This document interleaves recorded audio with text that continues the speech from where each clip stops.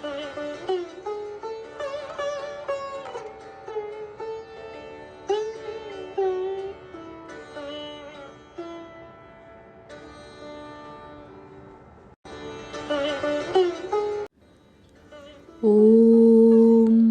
यथाग्निर्दाहिका शक्ति रामकृष्णे स्थिता हिया सर्वविद्यास्वरूपां तां शारदां প্রণমাম্যহম।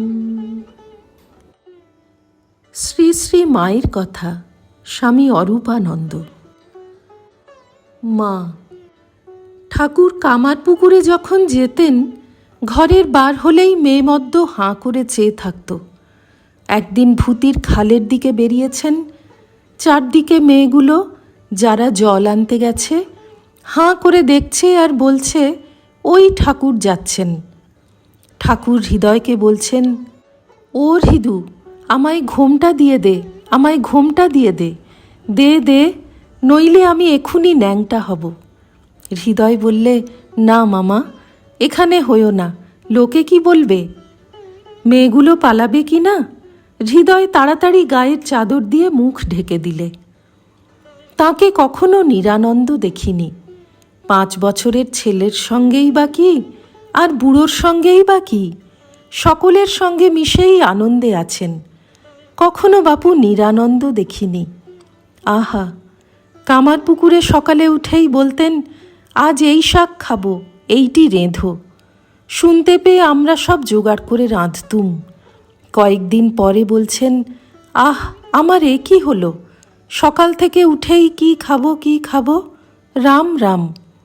আমাকে বলছেন, আর আমার কিছু খাবার স্বাদ নেই, তোমরা যা রাঁধো, যা দেবে তাই খাবো।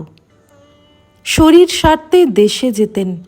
দক্ষিণেশ্বরে থাকতে খুব পেটের অসুখে ভুগতেন কি না?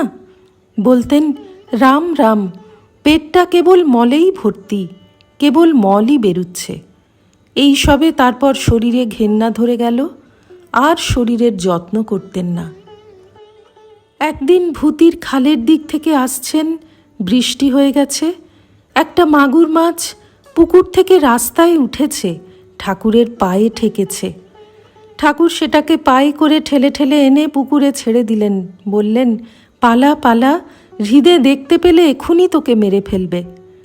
এসে হৃদয়কে বলছেন, হৃদু, এই এত বড় একটা মাগুর মাছ, হলদে রং, রাস্তায় উঠেছিল, পুকুরে ছেড়ে দিলুম।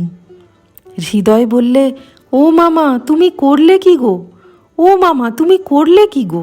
আহ, এত বড় মাছটা ছেড়ে দিলে, আনলে বেশ ঝোল হতো। এখন তো কত ভক্ত, চারিদিকে হই হই। তাঁর অসুখের সময় একজন ভেগে গেল 20 টাকার জন্য, চাঁদা ধরেছিল। এখন তো আর ঠাকুরের সেবা কঠিন নয়, ঠাকুরকে ভোগ দিয়ে নিজেরাই খায়। ঠাকুরকে বসিয়ে রাখো, বসেই আছেন, শুইয়ে রাখো, শুয়েই আছেন, ছবি তো। বলরামবাবুকে দেখেছিলেন, মা কালীর পাশে হাত জোড় করে রয়েছেন, মাথায় পাগড়ি। বলরাম সেই বরাবরই হাত জোড় করেছিল, কখনো পায়ে হাত দিয়ে প্রণাম করত না। ঠাকুর তার মনের ভাব বুঝতে পেরে বললেন, ও বলরাম, এই পাটা চুলকাচ্ছে, একটু হাত বুলিয়ে দাও না। বলরাম অমনি নরেন কি রাখাল টাখাল যে কেউ কাছে থাকতো তাকেই টেনে এনে বলতো, এই ঠাকুরের পাটায় একটু হাত বুলিয়ে দাও তো, চুলকাচ্ছে। মহারাজকে আমি ঠাকুরের রঙের কথা জিজ্ঞাসা করেছিলাম। তিনি বলেন, এই আমাদের গায়ের রঙের মতোই ছিল।